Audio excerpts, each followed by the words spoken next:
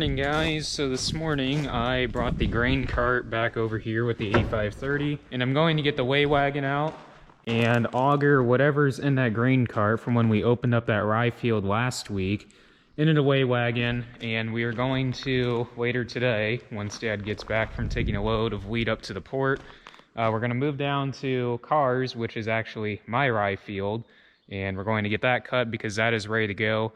That field over there, the south of the railroad, that triangle field, that is not quite ready. So we're gonna save that field till later this week, but we know that field will go, so we will put all of that rye in the grain cart. And hopefully we'll need more storage besides the grain cart, but I'm thinking it's gonna run around between 50 and 55, I believe. Who knows? Might be surprised.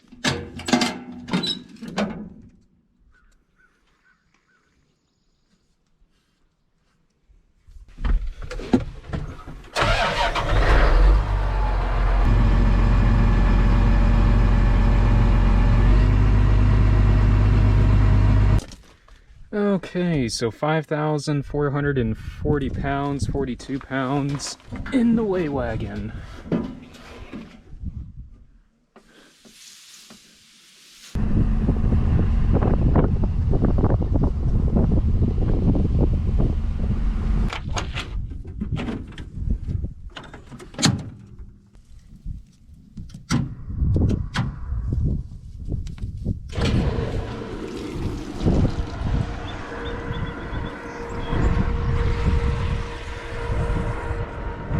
So I'm down here at what we call the big irrigator field. Well, hence because this is a 10-tower pivot, and this is the biggest pivot that we have. And also, fun fact, this is the first pivot that we actually put in on our farm. So this is a field that we have the 30 intro beans on, and we actually met with our guys yesterday and discussed what we're going to do as far as a plan for these. And we got a plan in place, and we're going to end up working on that and getting fertilizer brought in from 2 different places. And I just got off the phone with Dad, and they are making 2004 for our irrigated corn ground. And I'm gonna run over, pick up the head, drop that off back at the farm, and run over to Stark County because they're making it all at once. That way they're not making separate batches. They're just gonna make one complete batch for all of our irrigators then. I'm gonna run over to Stark County, get that pivot walking around with no water, just get it walked around so it's out of the way so we can get back there on that lane. And Co-Alliance can bring the fertilizer back to that irrigator over on Shins and the 40 on the corner. So this irrigator will take about 30 some hours to go all the way across the field. That way it's out of the way for when we fertilize these beans with the Y-drops.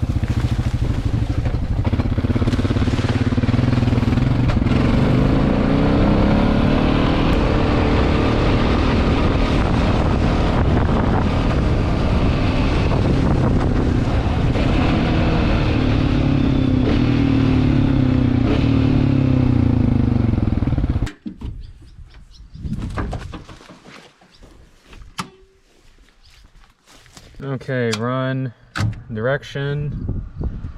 Here we go. Set it 100%, and 100% it'll take 12 hours for a full circle, and since we're just doing half a circle, it'd take about 6 hours then to get this pivot out of the way.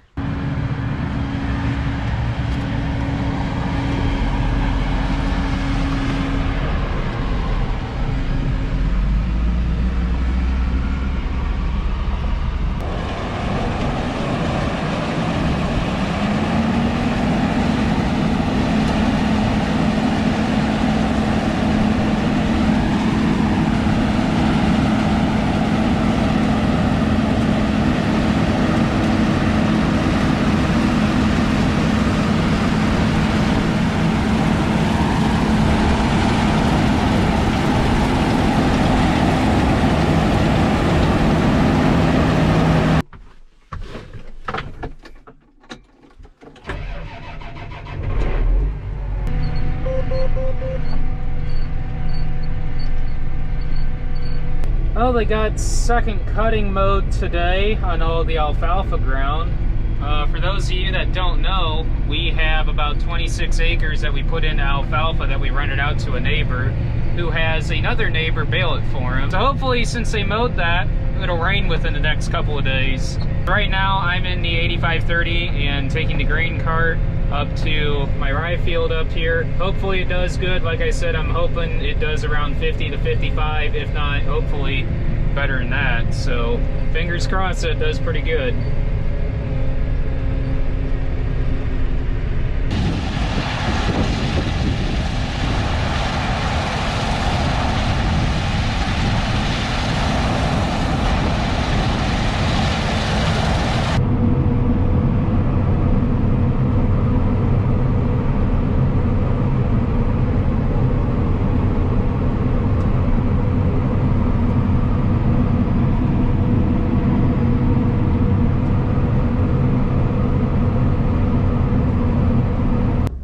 I'm gonna head over to a customer's just up the road, pick up our pro boxes that we have that are personally ours. Rye's not doing too bad, not doing as good as what I hoped, but it's doing pretty good, and we're getting it really clean, and so I'll make really good cover crop seed then.